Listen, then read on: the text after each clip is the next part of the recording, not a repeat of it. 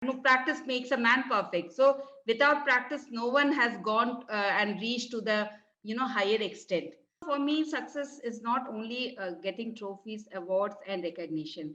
Success is also when you help someone out.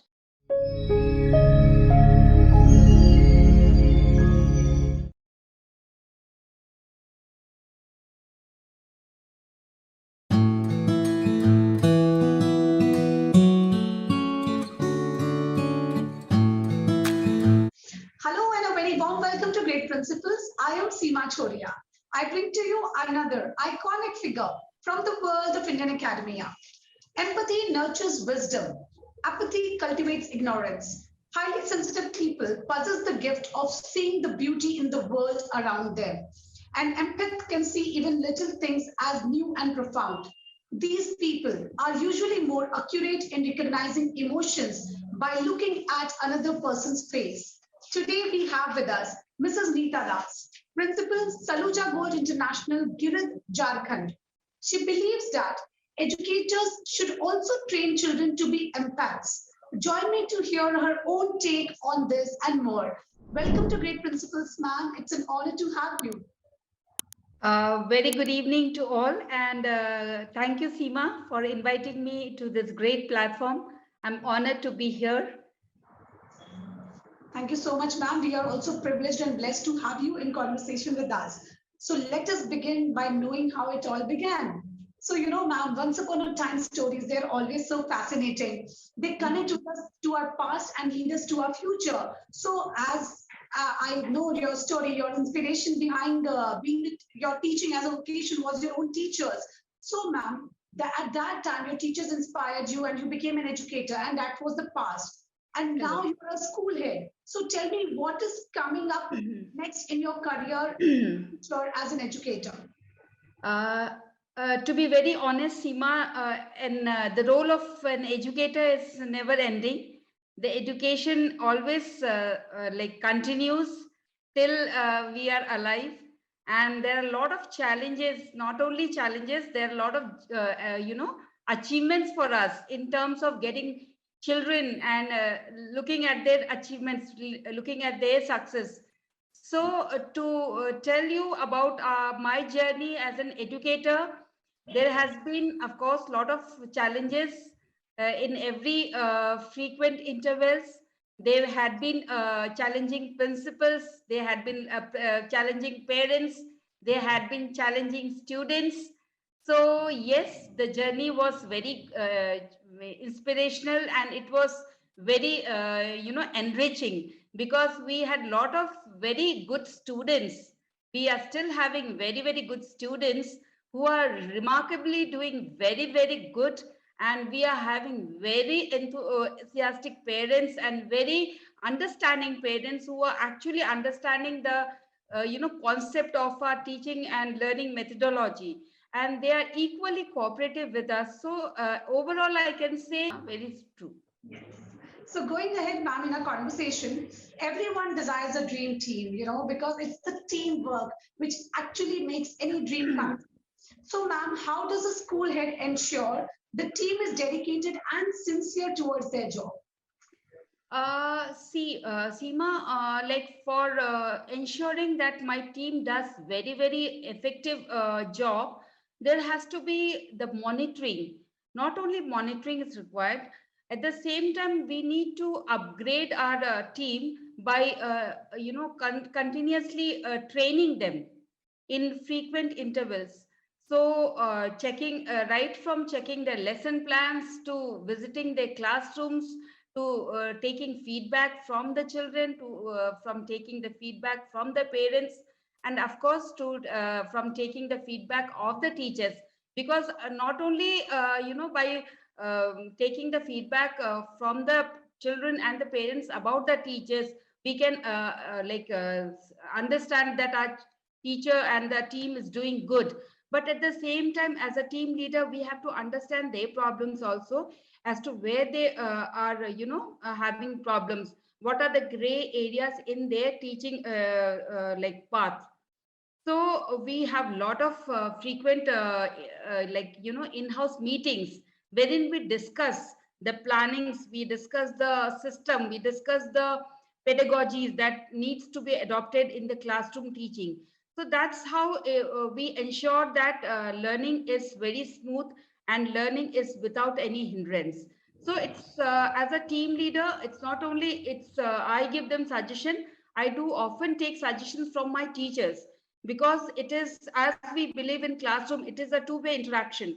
So same way in my like in my protocol as a principal, I do believe that it has to be two-way interaction with my team also, when I take their inputs from them also at times.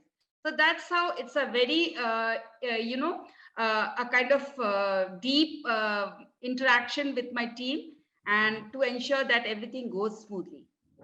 Absolutely, ma'am. Very well said. To make any vision achieved, to make any goal happen, we all need to work in team. And when the team work in sync with the leader, that is when any vision can be achieved. So school as an organization, it is of the people and for the people, for the students. It's a person's organization. So we all need to work in sync because there are a lot of emotions attached Right, to it. We are not right. only working, just for the sake of teaching, but we are also socially engaged with our children.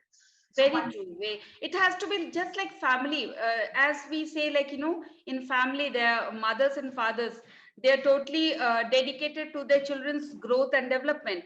So as a team leader, I'm just like the, parent who's always associated with the kids, to know as to where the child lacks, what is the, more thing that is required in a child. वो कहाँ पे अटक रहे हैं, कैसे वो उनको और हमें आगे बढ़ाना है. So it's say, like, we need to all the time, just not to give them instruction. Motivation is something which is missing. Many a times we feel that the teacher is not motivated, he or she is not encouraged. So that is something we need to inculcate. That is something we need to boost them. Is we have to act as booster also many a times, for our teachers to really work hard and really do well. right, ma'am, and as in head, you are responsible for so many lives, so many parents look up to you, so many students, so many teachers. So being a school head is not an easy task, but yes, our guest today is doing it wonderfully, and that is where the secret of school success lies. So going ahead in our conversation, ma'am, celebrations are part of our lives. We all feel good when we are recognized, our efforts are recognized. So, ma'am, talk to us about your journey to success. Uh, yes, Seema, basically, success to me is, when you help someone, in your team or in your like group. It so happened in once, like, I was a coordinator that time, and it was way back in 19, I guess, 2010. That was the year, and there was a very good and very efficient teacher, and she was a single mother, and she had come asking for a job, and I was at that time in St. Xavier's. So she was literally kind of, pleading for job, because, and she was in need. She was in need of a job. She actually urged and she pleaded for the job, and she was very, very good, like a very skilled English teacher, and I appointed her, irrespective of the fact that there was no vacancy at that time. I had to actually, kind of argue with my management to have her in the team. Okay, and we did it. We took her, and because I had a very good, connection with my management, and they actually acknowledged they had a deep regard for me because of my hard work and efforts. So they listened to me, and we kept her, and ultimately she did very, very well. And that was, I realized that yes, it is something very happy moment for me, and I felt like, I'm successful. So Seema, for me, success is not only getting trophies, awards, and recognition. Success is also when you help someone out, a person who's really deserving and who's actually not having something to, look up to a family, right? Second time, like, success is also when you have taught your children, and after a decade, they come and touch your feet. They recognize you. They've grown into engineers, doctors, and still they recognize you. That is also a success for you, right?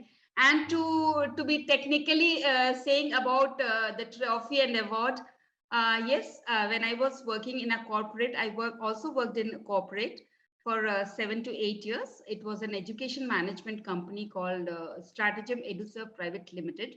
It is a Bangalore-based company.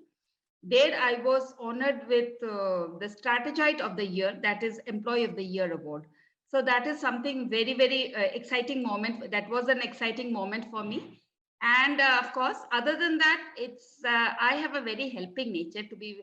I'm not boasting about myself, but yes, I love to help people in need. And I can identify people and I can know who's worth it. And I definitely try to, help them out with either financial assistance or with job. More than giving financial assistance, I help them getting a job for themselves, which will actually, help them in the long run. Wow, wonderful, ma'am. You know, what would be the biggest reward or award, I may say, than the one where you get a satisfaction that you are the reason of smile on someone else's Correct, face? correct. Yes. Wonderful, ma'am. You know, I really appreciate this kind of attitude of helping others. You know, we see many few people these days. We are also stuck in our lives that we barely get time to look for others and help out others. So Right, wonderful thing you are doing, ma'am. Great, ma'am, to know about it. right, ma'am. So, ma'am, this we now move to the next question, ma'am. So the question goes like, one of the most noble and thankless jobs of teaching. You know, it is said that it is one of the most noble, most respected job, but we cannot deny the fact it's most thankless. Our teachers are not treated well.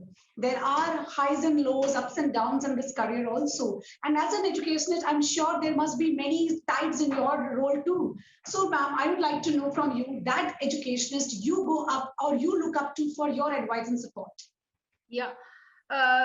Seema, like when I was a child, I actually looked up to a teacher who was basically an English teacher, who's still a kind of Facebook friend of mine, Mrs. Gurvinder Kaur Bindra. She is right now in Mumbai. She was my English teacher. I really admired her, the way she taught us English, her pronunciation, her accent, the way she took up the topic, subject, everything. I was like, I had all my admiration for that lady, that teacher. I still have a deep regard for the teacher. And definitely, when I was a student, she was a role model for me. And I wanted to be her teacher just because of her. And then when I worked in the corporate, it is Mr. Yashwant Raj Parasmal. He's our managing director. So the way he worked, the system he carried out, the proficiency he had in his, in his work, and the humble attitude, the humble nature he has is like, I really looked up to him for all kind of guidance in my life. And to speak about educationist, I do follow J. Krishnamurthy's philosophy on education, because he basically is not into technology in education. He basically connects education with nature. And that is something which is cutting out in our, you can say, the modern education, ma'am. We are somehow, disconnecting the child to nature, which actually J. Krishnamurti ji always, said, like you can get a better learning of a child if you connect the child with nature. Let the child learn on his own or on her own by connecting her or him with the nature.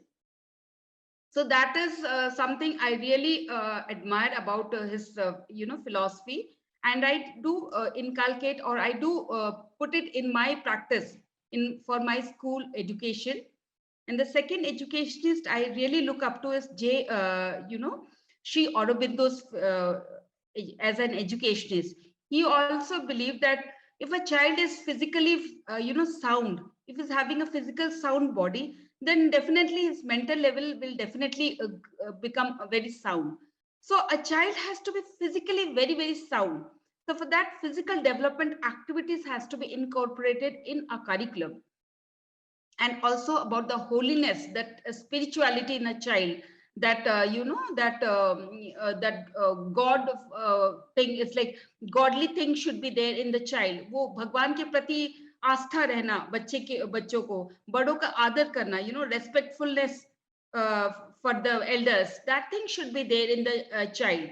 that is somewhere missing out in children these days, so that those things I want to actually have it in our curriculum. And these are the educationists I'm really looking forward to, and I'm really following their philosophies and practices in the curriculum. Very true, ma'am. Both of them are visionary leaders and their philosophies stand true. They have been Exactly, ma'am. the test of time and they stand true even today. True, So, true. yes, it's something much needed. Our children need to be connected to nature, physically Connected. they need to be fit, and yes, they need to value. They need They to value need to everything. value, yes. Yes, it's not only about valuing your elders. They need to value everything. It is to value, to have that empathetic nature, ma'am. Like, a child, if he or she sees a poor person, he or she should go forward to help that person. Right. Rather than offering a coin or a rupee, you should ask that person his problem, and if possible, you can help out. That is something which is missing out in few of the kids, not all. I'm talking about those things needs to be inculcated.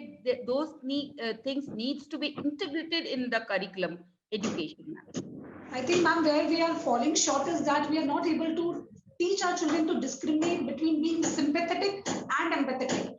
Correct, ma'am. Sympathy is, just you have feel pain for that person and you help out. But empathetic is when you understand the problem that person is going through, and you try to help them out, feeling yourself in his like role, and then try to identify what the person is going through. Yes. Ma'am, that is what we need. We need these Gen Z children to be more empathetic. And when they will be more empathetic, then we'll be able to save the planet and ultimately do best for our nation too. Sure. So wonderful to know your ideologies, ma'am, and the educationists that you follow. They truly are legendary figures. So this brings to me to the very interesting segment of the show, which is called rapid fire round. Ma'am, you have to answer in one word or a statement.